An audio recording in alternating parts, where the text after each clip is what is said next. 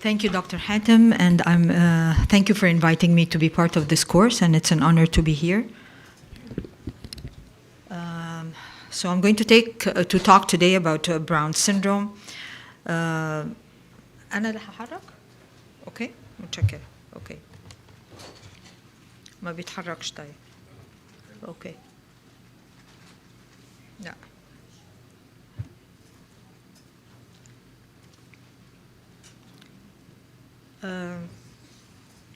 Thank you.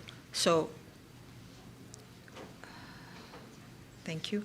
So Brown syndrome is characterized by defective or absent elevation in A deduction, mild elevation deficit in the primary position, and minimal or normal defective elevation in A abduction, as well as a positive forced duction test for the superior oblique with resistance to passive elevation in A deduction.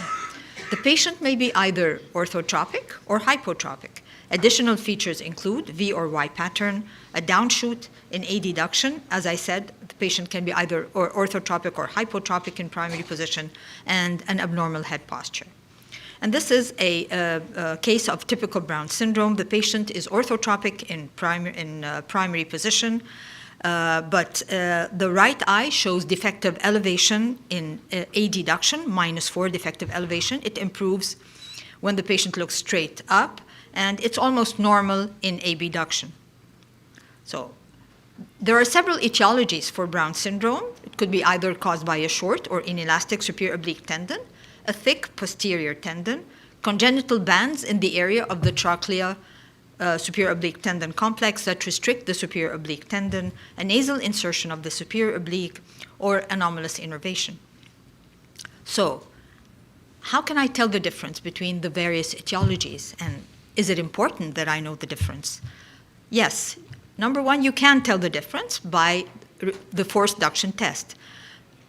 All cases of Brown syndrome will start out with positive forced duction. But if you repeat the forced duction test and it remains positive, then this must be either a short tendon or abnormal bands, because these will not improve, no matter how hard or how many times you do the forced duction test.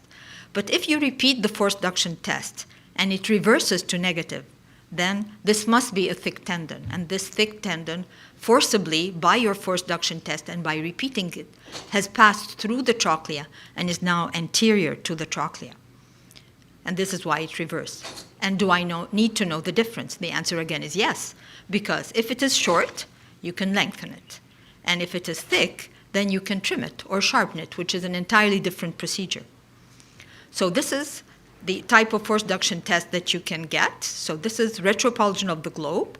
The globe is retropulsed or pushed back, and then it is brought in the up and in position, and you can see here that there is resistance to the elevation, and when you continue to do it, suddenly it pops, and the test reverses to negative. الفيديو مش ماشي كويس خالص. So this is another type. So this is the sudden release type of positive forced duction test. And this is another type where here you do the forced duction test, it's negative.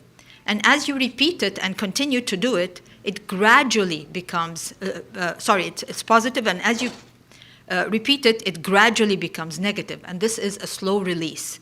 At the end of the test, it is negative, but what that means is that you had a thick tendon that did not suddenly pop through, but actually was forcibly going through the tendon or passed through the trochlea slowly and until finally it was negative. برضه أنا حاسة إن الأفلام مش ماشية كويس. So again, you can have either a sudden release or a slow release by continuing to push the tendon through the trochlea. Thank you. So these are the characteristics of a thick tendon. One of them is to have lobules, a tendon with lobules attached to it. And the other type is this type of tendon where you can see close to the trochlea a thick, glistening white appearance of the superior oblique tendon.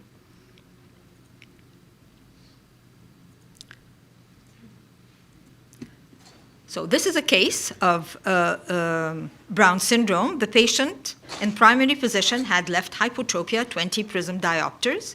And in dextroversion, you can see that the left eye dips down or downshoots, and there is -4 limitation of elevation in adduction of the left eye. This is the surgery for the patient. This was isolation of the superior oblique tendon. Now, the force duction test for this patient reversed from positive to negative, and I don't do this procedure unless it does. The superior oblique tendon was isolated on hooks. The anterior capsule was opened, and then the 2 hooks were passed between the tendon and the posterior capsule to preserve the posterior capsule.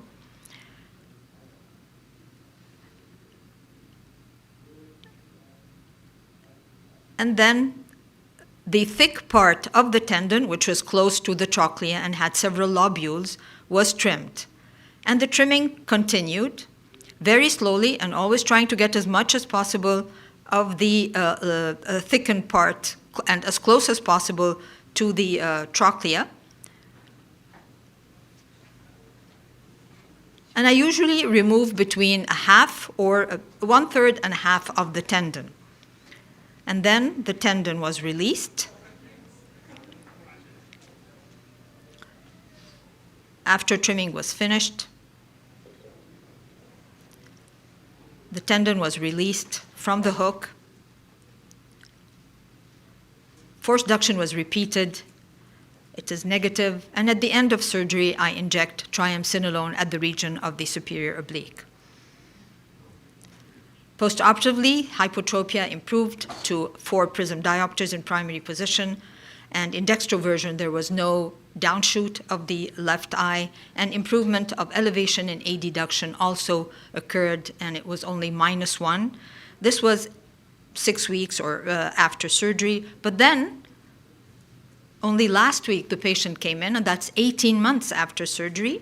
And the hypotropia was even better. It was down to 2 prism diopters in primary position, and there was improvement of elevation to back to normal. And that is, again, one of the characteristics of this procedure, that improvement continues to happen over time, and then finally the patient has normal elevation in adduction. This is another patient with 14 prism diopters, left hypotropia in primary again, downshoot of the left eye in adduction, -5 limitation of elevation in adduction of the left eye. And this is the surgery. Superior oblique was isolated. You can see here the thick, glistening part of the tendon. And again, this was trimmed. In this case, I removed about 1/3 of the thickness of the tendon. Again, going as much as possible towards the trochlea, removing as much as possible of the thickened part.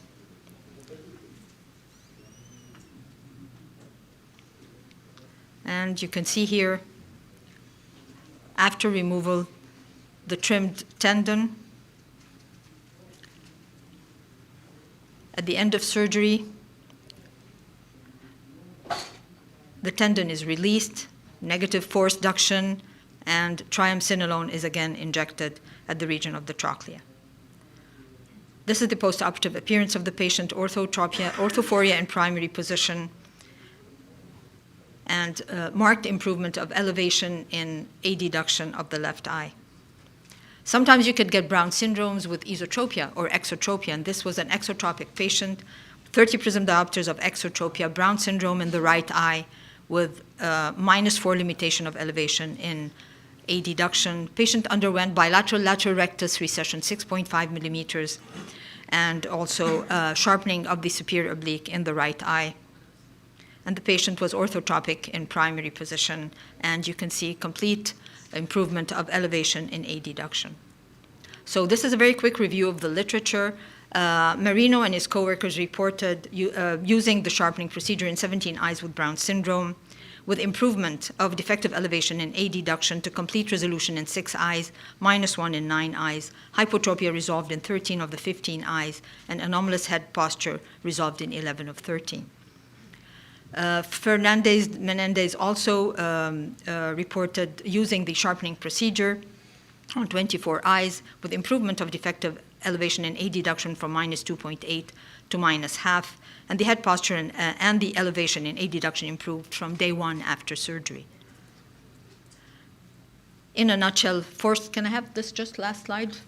Force duction tests will differentiate between a thick and a short tendon. A short tendon requires lengthening. You can use a suture spacer, silicone band, or split tendon elongation. A thick tendon, you can do sharpening procedure, which is short, effective, with very early improvement of elevation in adduction. If you still have a positive force duction test after severing the superior oblique, then this means that you have anomalous bands causing the restriction. Thank you.